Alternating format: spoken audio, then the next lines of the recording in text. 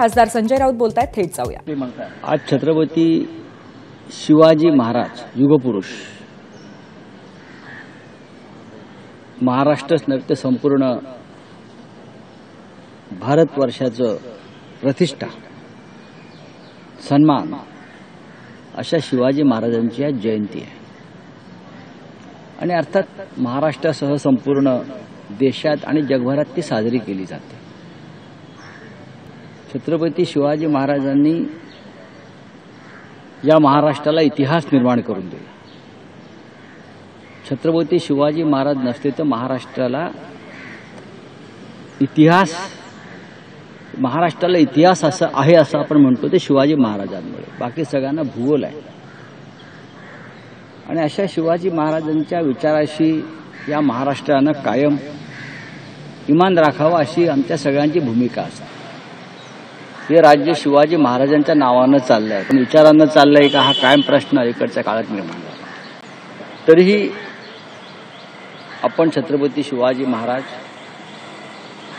हे सगळ्या जाती धर्माचे आणि पंथाचे आहेत आणि हे आपण सगळ्यांनी पाळलं पाहिजे पथ्य। त्यांनी दिलेला विचार जो आहे तो अन्यायाविरुद्ध लढण्याचा आहे आणि गद्दारी आणि बेईमानी विरुद्ध हल्लाबोल करण्याचा आहे, जो शिवाजी महाराजांनी केला। शिवाजी महाराजांच्या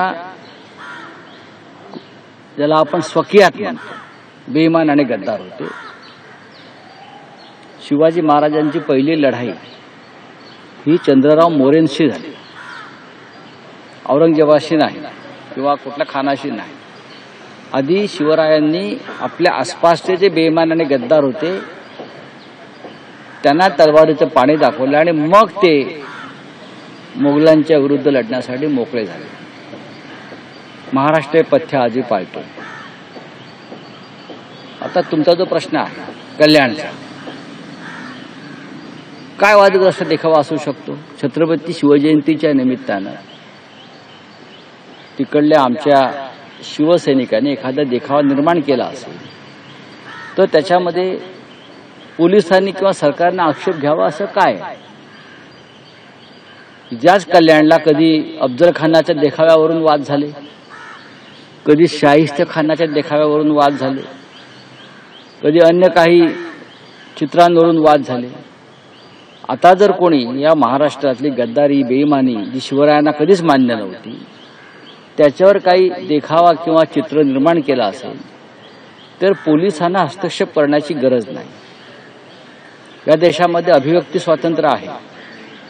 या देशामध्ये अजून लोकांच्या जीवनावर आणि सांस्कृतिक कार्यक्रमांवर विशेषतः शिवरायांच्या कार्यक्रमावरती सेन्सॉरशिप लादल्याचं जाहीर केलेलं नाही। पोलिसांनी नरेंद्र मोदी यांचं कालचं एक पॉडकास्ट ऐकावं। जरा तुम्ही काय पॉडकास्ट वगैरे म्हणताय, मोदींनी फार जोरदारपणे सांगितलेलं आहे की टीका सहन केली पाहिजे। टीका सहन करणं हे लोकशाहीचं महत्त्वाचं अंग आहे। मग जर कोणी टीका जरी केली असेल कार्यक्रमातून तर पोलिसांनी ते देखावे उद्ध्वस्त करण्याचं कारण नाही। याचा अर्थ पोलीस सरकारचे आदेश पाळत नाहीत, पोलीस बंड करतायत। बोला राऊसाहेब, आणखी एक विषय होता की एनसीपी शरद पवार गटाच्या खासदार सुप्रिया सुळे यांनी एक गौप्यस्फोट केला की 100 दिवसात एक बळी गेलेला आहे, 6 महिने थांबा आणखी एक बळी जाणार आहे आणि त्यांचे नाव आत्ताच जाहीर करणे योग्य होणार नाही, मात्र जो बायकोच्या आड लपतो आणि सगळे उद्योग करतो त्याचा बळी जाईल। आता हे मी कसं काय सांगू? महाराष्ट्राच्या मंत्रिमंडळामध्ये अशी अनेक पात्र आहेत की ज्या पात्रांचे आता अनेक चेहरे समोर येत आहेत। मुंडे यांचा बळी गेला, अजून काही अशा प्रकारचे। आता मी सांगतो ना तुम्हाला, जयकुमार रावल यांनी जी रावल कोऑपरेटिव्ह बँकेमध्ये जे घोटाळे करून ठेवलेले आहेत कोट्यवधी रुपयांचे, हे अत्यंत गंभीर आहे। जनतेचा पैसा कशा प्रकारे खोटी कर्जदार कुटुंबातले निर्माण करून कोट्यवधी रुपये कसे लाटले, हे प्रकरण देवेंद्र फडणवीस यांच्याकडे मी माझं काम चालू आहे पाठवणार आणि मला त्यांना विचारायचं आहे तुम्ही तुमच्या आसपासच्या लोकांना जनतेचा पैसा लुटण्याचा परवाना दिलेला आहे का? नाव लक्षात ठेवा, जयकुमार रावल अत्यंत भ्रष्ट कारभार करणारे मंत्री आहेत. माजी राष्ट्रपती म्हणजे तेव्हाच्या राष्ट्रपती असलेल्या प्रतिभाताई पाटील यांची जमीन या महाशयांनी लाटली. राष्ट्रपतींची जमीन लाटण्यापर्यंत हिंमत गेली आणि हायकोर्टानं आता त्याच्यावरती ताशेरे मारले या लुटमारीवर. असे मंत्री सरकारमध्ये आहेत. असे हे एक नाहीत रावल, असे किमान 7 ते 8 मंत्री या सरकारमध्ये आहेत. त्यांनी या महाराष्ट्राचं वातावरण खराब केलेलं, बिघडवलेलं आहे. अशा मंत्र्यांची बळी जाणारच आणि हे बळी घेण्यासाठी आम्हाला भारतीय जनता पक्षाचे काही लोक हत्यारं पुरवत आहेत. त्यांचा मी आभारी आहे. राऊत साहेब, काँग्रेसचे नवनियुक्त प्रदेशाध्यक्ष हर्षवर्धन सपकाळ यांनी एक विधान केलंय जे वादग्रस्त बनतं आहे. ते असं म्हणतात की औरंगजेब क्रूर शासक होता, फडणवीसही तेवढेच क्रूर आहे. बघा, भारतीय जनता पक्षाच्या लोकांची राज्य करण्याची पद्धत ही नक्कीच कपट आणि कारस्थानाची. कपट आणि कारस्थान राजकारणामध्ये कोणी आणला असेल गेल्या 10 वर्षात अत्यंत क्रूर पद्धतीनं, ते भारतीय जनता पक्षाच्या लोकांनी आणलं. आपल्या विरोधकांना तुरुंगात टाकणं, विरोधकांच्या कुटुंबियांचा छळ करणं, मित्रपरिवाराचा छळ करणं, अशा अनेक गोष्टी केलेल्या आहेत. हल्ले करणं, हल्ले घडवणं, बदनामी करणं.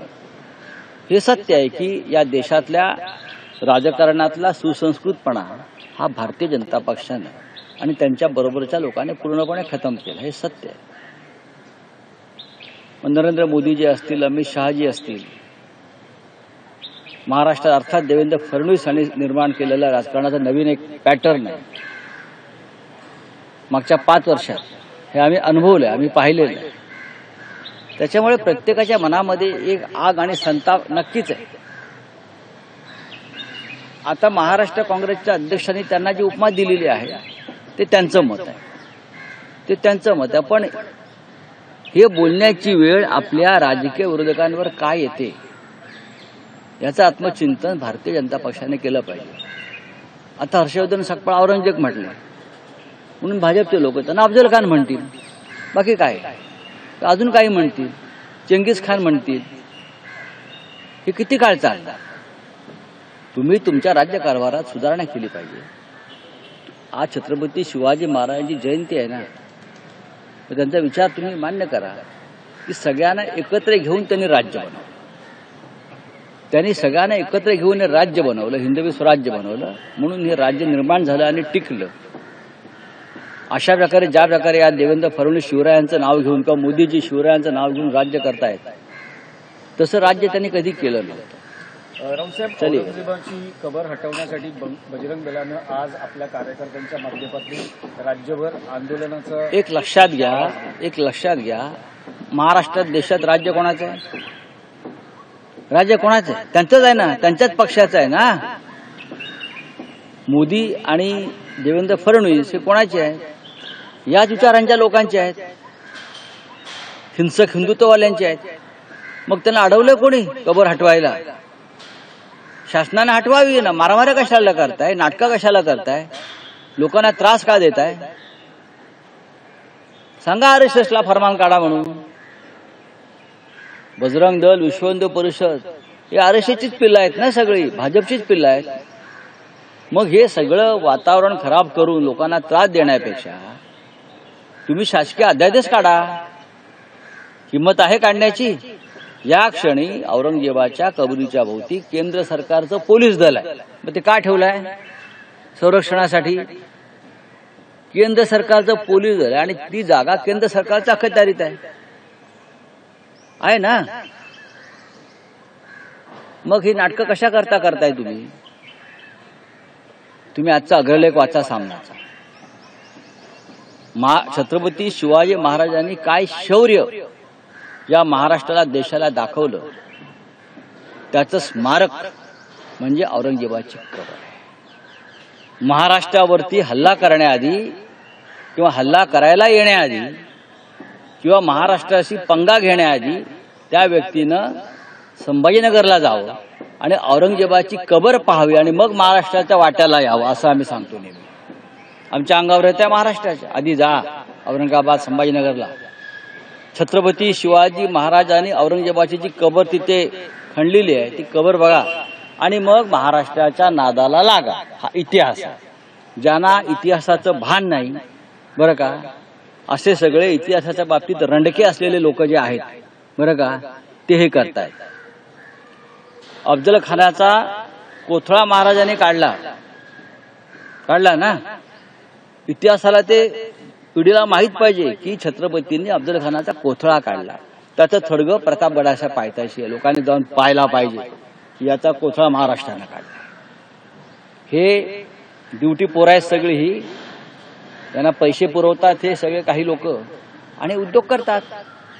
इतिहास नष्ट करण्याचं काम चालू आहे. हा कोणता इतिहास निर्माण करताय तुम्ही? ही थडगी असायलाच पाहिजे. हा इतिहास आहे आमचा. हा आमचा शौर्याचा इतिहास आहे. सर हिंदी में जानना चाहेंगे, आज शिवाजी महाराज की जयंती मनाई जा रही है, दूसरी तरफ औरंगजेब की कब्र को लेकर आज विश्व हिंदू परिषद और बजरंग दल वाले आंदोलन कर रहे हैं. उनका आंदोलन करने की जरूरत क्या? छत्रपति शिवाजी महाराज की जयंती एक महान युग पुरुष थे, योद्धा थे. सिर्फ महाराष्ट्र नहीं, देश नहीं, पूरे विश्व में छत्रपति शिवाजी महाराज को मानवंदना दी जाती है. एक योद्धा थे, किसके सामने झुके नहीं. और जो गद्दार थे, जो बेईमान थे, उनको कभी बख्शा नहीं. ये इतिहास इस महाराष्ट्र का और देश का रहा है. प्रेरणादायक व्यक्तिमत्व था. उनकी लड़ाई औरंगजेब से हुई और भी मुगल या और राजाओं से हो गई देश के लिए, स्वराज्य के लिए. महाराष्ट्र में औरंगजेब की कब्र जरूर है. मैं मानता हूं ये मराठों की एक शौर्य का स्मारक है. इतिहास को पता चलना चाहिए आने वाली पीढ़ियों को कि महाराष्ट्र किस तरह से छत्रपति शिवाजी महाराज और मराठे आक्रामक जो थे उनसे लड़ते रहे. लेकिन वो जो आक्रामक थे वो महाराष्ट्र के ऊपर, शिवाजी महाराज और मराठों के ऊपर विजय नहीं प्राप्त कर पाए. उनकी कब्र इस महाराष्ट्र में बनानी पड़ी. ये इतिहास है. ये इतिहास वैसा ही रहना चाहिए. लेकिन कुछ लोग अब नए नए हिंदुत्ववादी पैदा हुए हैं, नए नए मुल्ला है. हाँ, ये नए नए लोग हैं, उनको क्या इतिहास का पता है. कोई उनको चाबी मारता है. अरे महंगाई के ऊपर बोलो, किसानों की आत्महत्या हो रही है उनके ऊपर आप आंदोलन करो. और आंदोलन करने की क्या जरूरत है? सरकार किसकी है? मोदी जी की है ना. सरकार आरएसएस की है ना देश में और महाराष्ट्र में. तो आंदोलन क्यों करते हो? ऊपर से एक फरमान आदेश निकालो और हटाओ कब्र. किसने रोका है फडणवीस और मोदी जी को? रोका तो नहीं है ना किसने. ये आंदोलन का नाटक बंद करो. लोगों को बहुत तकलीफ हो रही है बाहर.